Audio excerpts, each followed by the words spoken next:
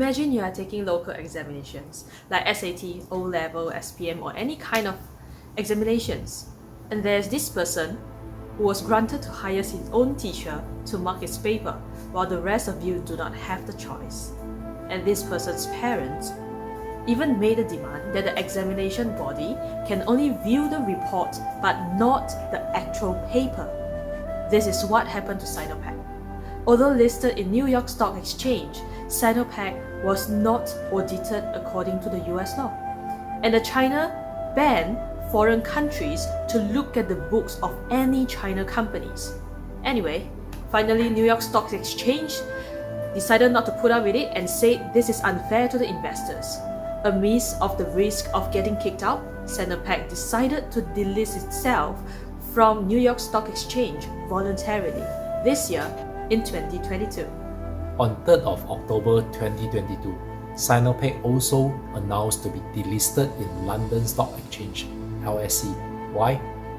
Mike Sun, a North American investment strategist and China expert, told the Epoch Times that China's quality assets are scarce and that the CCP is using this opportunity to attract foreign capital to buy stocks in Chinese currency.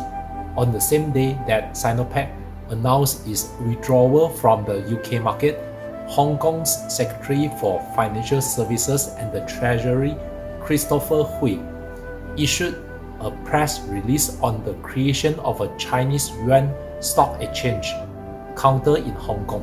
So dramatic. Present to you the one-of-the-kind Sinopec. Sinopec is a Chinese oil and gas enterprise based in Beijing. Sinopec Limited's parent, Sinopec Group, is the world's largest oil refining, gas and petrochemical conglomerate, headquartered in Zaoyang District, Beijing. Sinopec's business includes oil and gas exploration, refining and marketing, production and sales of petrochemicals, chemical fibers, chemical fertilizers, and other chemical products, storage and pipeline transportation of crude oil and natural gas, import, export, and import-export agency business of crude oil, natural gas, refined oil products, petrochemicals, and other chemicals. It also produces ethanol and several biofuels, such as biodiesel and green jet fuel from waste vegetable oil. So mouthful, but you get the point. It's well diversified compared to its peers like Saudi Aramco. If you want to learn more about Saudi Aramco, you are lucky. We made a video about it. You can find the link down below. Sinopec Limited was established as a joint stock entity under the China Petrochemical Corporation Group, Sinopec Group, in February year 2000. The company was simultaneously listed in Hong Kong, New York, and London in October year 2000. A Shanghai listing was completed in June year 2001. Given its legacy asset base from Sinopec Group, analysts have categorized it as a downstream oil player than PetroChina. Sinopec is the largest oil refiner in Asia by annual volume processed. Sinopec produces around 1/4 as much raw crude oil as PetroChina, but produces 60% more refined products per annum. Besides, Sinopec signed an evaluation deal with Gabon in year 2004. During this African visit that year, Chinese President Hu Jintao signed a series of bilateral trade accords with this Gabonese counterpart Omar Bongo, including a memorandum of the agreement aimed at showing the parties' desire to develop exploration, exploitation, refining, and export activities of oil products. 3 onshore fields were to be explored.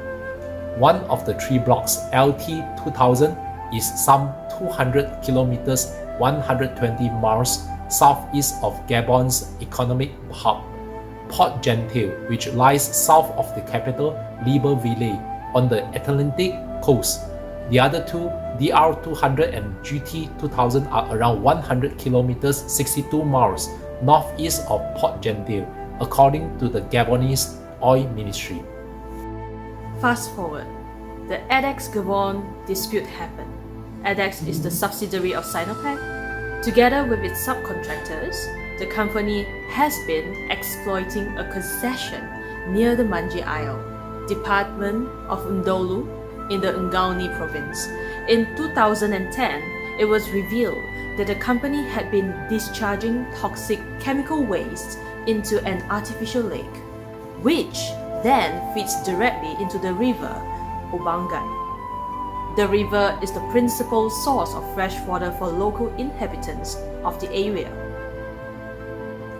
A local official from Fuanu, an oil town which is situated 100 kilometers from Manji Isle, has testified that local inhabitants have been highly exposed to numerous sicknesses as they consume the Obangai River's water as well as the fish. Equally, crops as well as animals have been reportedly affected by the pollution caused by ADEX. From 2013 to 2014, Gabon and ADEX Petroleum engaged in a legal battle on license and breaches of contract issues, not directly related to the pollution.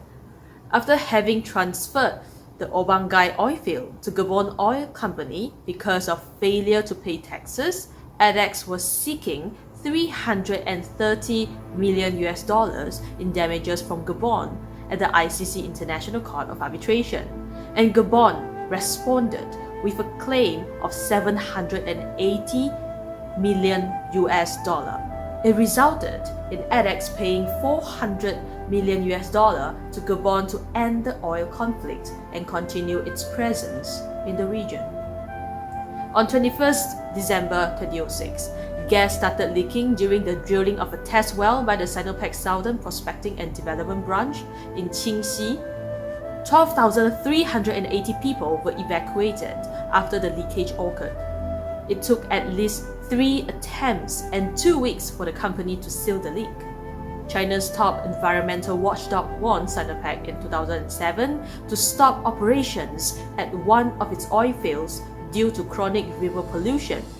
Zhongyuan Oilfields Petrochemical Company, a unit of Sinopec, had failed to meet the wastewater treatment requirements and had been ordered to pay a pollution fine. And operations had to be halted, according to the State Environmental Protection Administration (SEPA).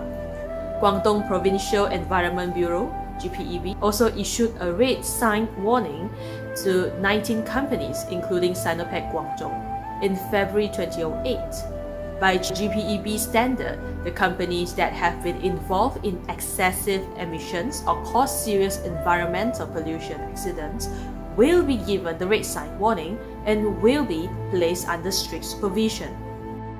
On Wednesday, 28 July 2010, an explosion at an abandoned Sinopec plastics and chemicals factory in the Qixia district of Nanjing, China, killed at least 12 people and seriously injured 15 more.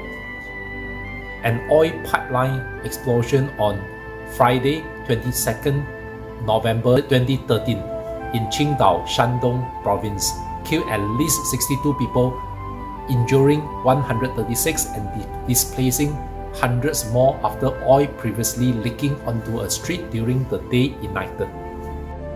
The company's revenue is highly diversified. The main revenue is gasoline, but it is only the 25% of the whole revenue. Although its revenue is 2.7 trillion yuan, its expenses is 2.6 trillion yuan worth as well, which is 96% of its revenue. Compared to its peers, Saudi Aramco, I have put down the link in the description in case you're interested to learn more about it. Saudi Aramco's capital expenditure in 2021 was $31 billion. Sinopec's capital expenditure is approximately 12 times higher, which is $374 billion. Where does the money go to? You can learn more about it in another video of us, where we talk about its sister company. We will talk about why is it its sister company, PetroChina. I have put down the link in our description as well. Feel free to watch it too. Okay, Max, our senior portfolio manager here, what do you think about this stock at the moment? Looking at the long-term prospect of Sinopec, this stock actually reached its peak at $20, 20 yuan, more than 20 yuan per share in year 2007, and since then it dropped to now the price is 4.5 yuan, and it has been more than a decade. It haven't recovered to its peak. It has been stagnant. The stock has been stagnant for more than 10 years. Shorter term trend is within 5 years. In fact, with the 5 years trend is actually downtrend, still on the downtrend, and it has the potential to drop to 2 to 3 yuan. Okay, so what kind of advice would you give to our viewers here regarding what to do with this stock?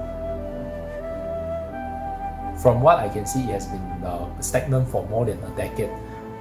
Not much growth, and 5 years is downtrend. So I would say probably in the next 5 years, we still need to avoid this stock in the near future. Okay, thank you Max for your kind advice to our viewers. If you guys are interested to learn more about investment and then what to avoid and then what to invest in, you guys can actually sign up for Max webinar here. In this webinar, Max will talk about how to invest and trade multi-assets, which is very important in this market right now, because as you know, currently, I mean, this video is made in 2022, right? It's now is so-called post-pandemic, and the market is not really doing well right now. It's sort of like in the midst of recession. Max have made a webinar to teach you how to exactly profit even in downturn kind of economy as well. Feel free to sign up for his webinar. I have put the link down below in our description. Go ahead. Thank you so much for watching this video. Hope to see you next time. See you.